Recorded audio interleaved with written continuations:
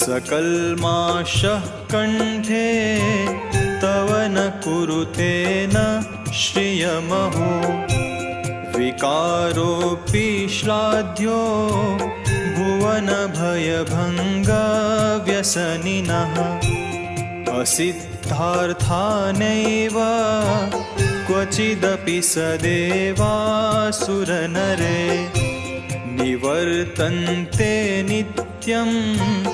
जगति जैनो यस्य विशिखाः सपश्यन्नीशत्वाम् इतरसुरसाधारणमभूत् स्मर्तव्यात्मा